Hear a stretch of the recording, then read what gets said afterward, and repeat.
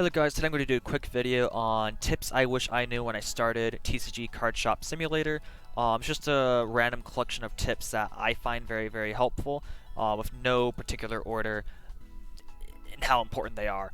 Everything's all timestamped at the bottom if you want to take a look at it there, so let's get on to the video. That was a bit of a lie to start because I think there's one tip that is a must do, the most important of them all, and that is rounding off every single price. I feel like every single item I have is rounded off. The reason being, you're going to realize it as soon as you start. It is a pain in the butt when you're at the register and you're dealing with all the coins and all the change. By making everything zeroed out, it makes life so much easier. They're going to give you the dollar bills, and if you do change, it's like $7 instead of $7.48, $12.98.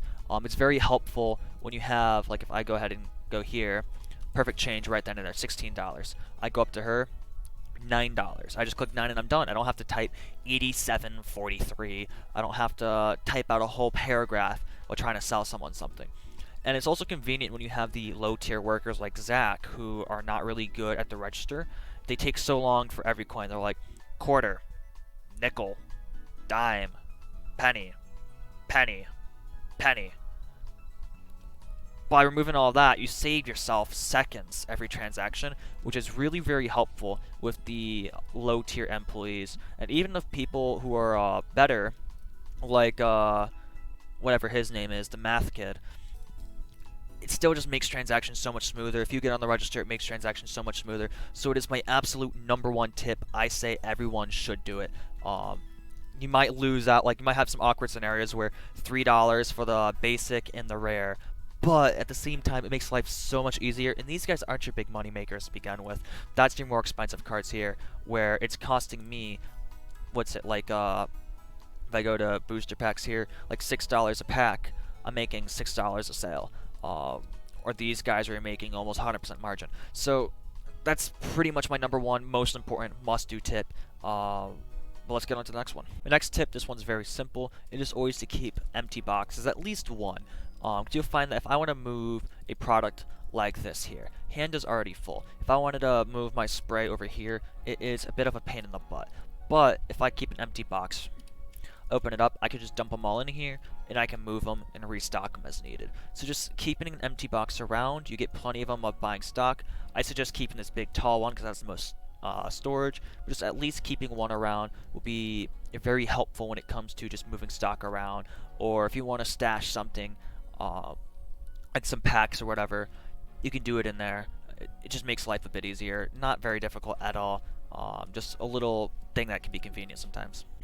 So this tip is very helpful. It will save you time, especially if you hate dealing with the stinks here, because it is your auto spray setup. So if you go to my DIY here and you look at the sprays, you got auto scent M100, auto scent G500, and auto scent T1000.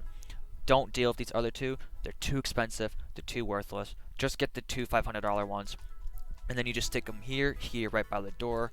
If you look at the setup here, again, pretty much as close to the door as you can get.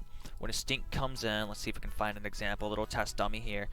One doesn't show up, I'll throw some B-roll footage up, but stink comes through, gets double sprayed no matter what they do. It is very helpful for dealing with the stinks. Another very useful tip, especially with the more expensive packs here, if I go to booster boxes, is to check the prices of what you're buying. Shocking, right? Well, if I look here at the ETB, the more expensive box, you get 8 packs per box. 8 times 4 is 32, so you get the same amount. It is cheaper for me to buy the boxes to stock shelves with the cards and open packs than it would be to buy the individual packs. But that's not every single item. Here it's 57 versus 82.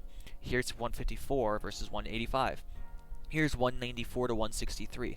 So I would be saving $3, or $30 every time I buy one of these if I just buy these boxes, unpack them myself, and put them on the shelves. If I want to open boxes, or if I want to open packs for more products, again, it is cheaper to go with the Pandora Rift box, which is the legendary box for the in-game analog without this texture pack.